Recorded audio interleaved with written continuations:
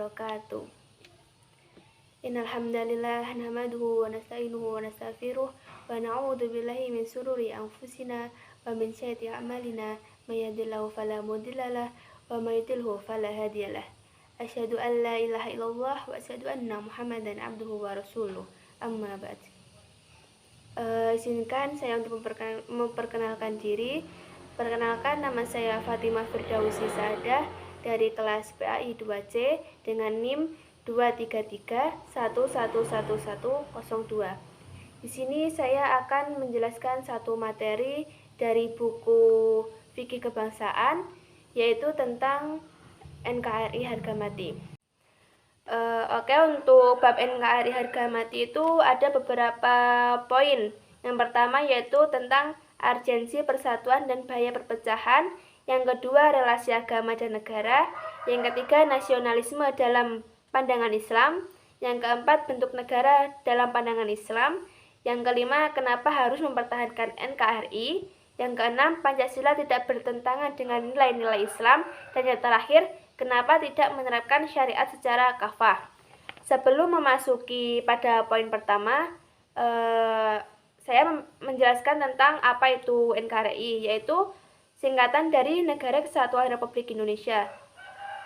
Ialah negara kesatuan yang bentuknya republik dan sistem desentralisasi, di mana pemerintahan daerah menjalankan otonomi seluas-luasnya di luar bidang sistem pemerintahan yang oleh undang-undang sudah ditentukan sebagaimana urusan pemerintahan pusat. Oke, sekarang memasuki poin yang pertama, yaitu urgensi persatuan dan bahaya perpecahan. Allah SWT berfirman dalam Quran surat Al-Imran ayat 103 yang berbunyi, A'udzubillahi minasyaitonirrajim, Bismillahirrahmanirrahim. Wa'tasimu bihablillahi jami'an wa la tafarraqu, yang artinya, dan berpeganglah kamu semuanya kepada tali Allah dan janganlah kamu bercerai-berai. Quran surat Al-Imran ayat 103. Imam Al-Baghawi dalam kitab tafsirnya menyebutkan bahwa sahabat Ibnu Mas'ud radhiyallahu anhu menafsirkan kata hablullah dengan arti jamaah. Di dalam tafsir Al-Qurtubi dijelaskan bahwa perbedaan yang dilarang adalah setiap perbedaan yang berdampak pada kehancuran. Lalu Allah SWT berfirman lagi dalam Quran surat Al-Anfal ayat 46 yang artinya, dan taatlah kepada Allah dan Rasul-Nya, dan janganlah kamu berbantah-bantahan yang menyebabkan kamu menjadi gentar dan hilang kekuatanmu, dan bersabarlah, sungguh Allah beserta orang-orang yang sabar. Terkait pada ayat di atas ini, Al-Imam Abu Hayyan dalam tafsir Al-Bahar Al-Muhit menjelaskan bahwa perpecahan mengakibatkan kehancuran yang membuat para penjajah mudah menguasai sebuah negara. Adapun penguat dalam hadisnya yaitu yang berbunyi fil jama'ati rahmatun wa fil furqati adabun, yang artinya di dalam persatuan terdapat rahmat dan di dalam perpecahan terdapat azab. Dari hadis riwayat Al-Dailami, hadis dhaif namun mempunyai syawahid. Oke, untuk poin yang kedua yaitu tentang relasi agama dan negara. Agama dan negara merupakan dua hal yang tidak dapat dipisahkan. Keduanya itu saling membutuhkan pada lainnya. Agama di sini mengartikan sebagai pondasi, sedangkan negaranya itu sebagai penjaganya. Pondasi yang dimaksud ini adalah tiang. Maksudnya itu apabila kita mempunyai rumah tanpa adanya tiang, itu pasti akan roboh. Seperti kita ketika tidak mempunyai agama akan menyebabkan kerusakan atau kehancuran. Dan agama tanpa negara itu juga sia-sia, karena untuk menegakkan berbagai perintah, anjuran maupun menghindarkan larangannya secara optimal perlu keterlibatan terhadap negaranya.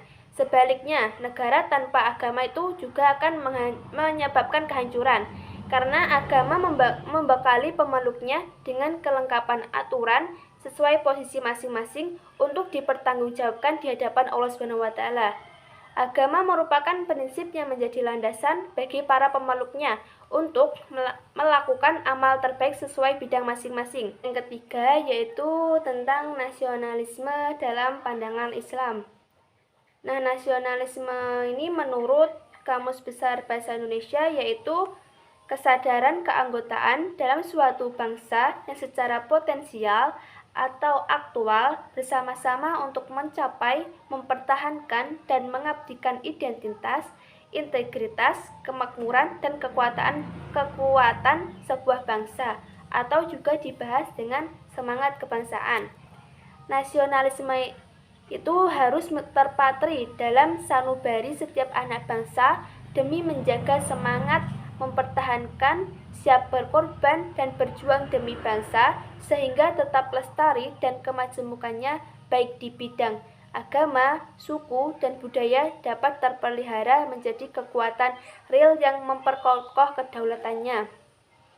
Dengan demikian, tercipta suasana kehidupan yang damai, saling menghormati, menghargai, melindungi, dan mengasihi. Nasionalisme itu juga laksana roh yang menghidupkan identitas dari jati diri bangsa dalam kiprahnya di pentas percaturan dunia.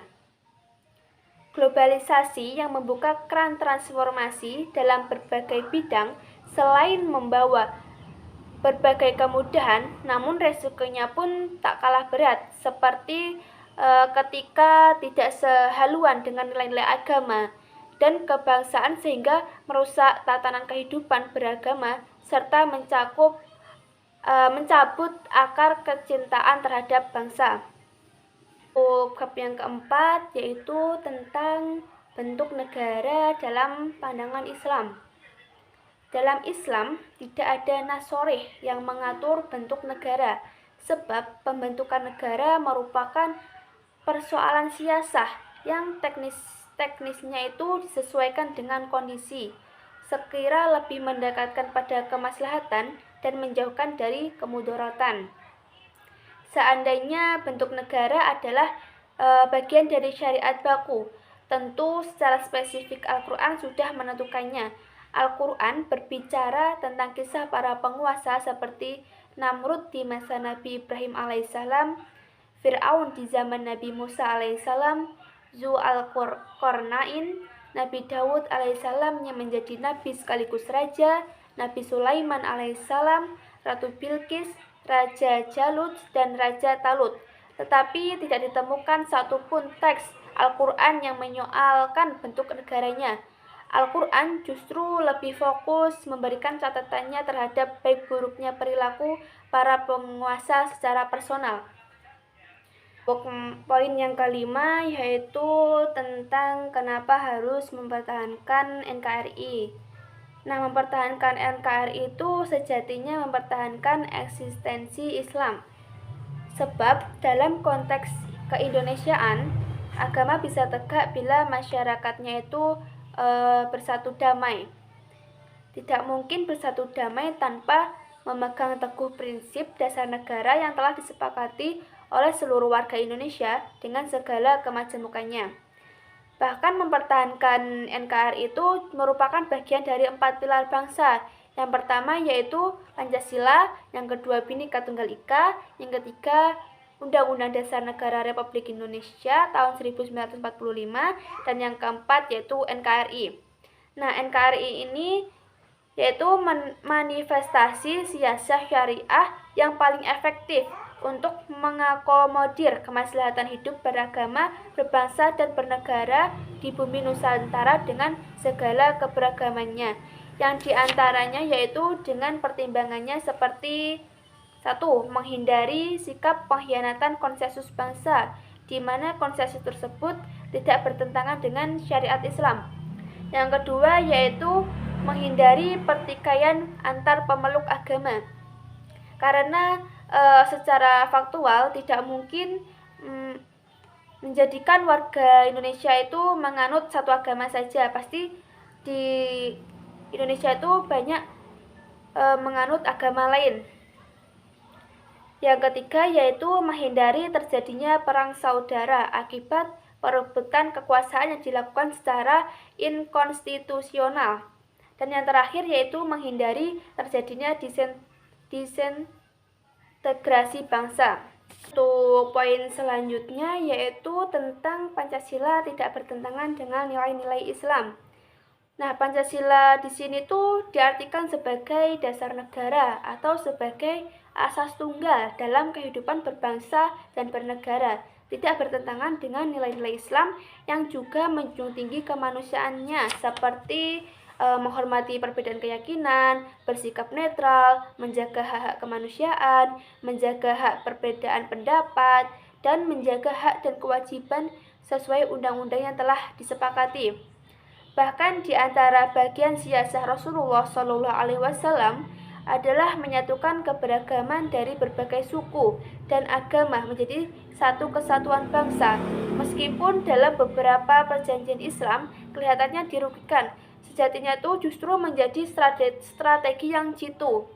Dengan kesepakatan bersama, Islam dapat melindungi segenap bangsa dan berdakwah secara santun seluas-luasnya, tanpa sibuk dengan berbagai polemik yang destruktif dan kontraproduktif.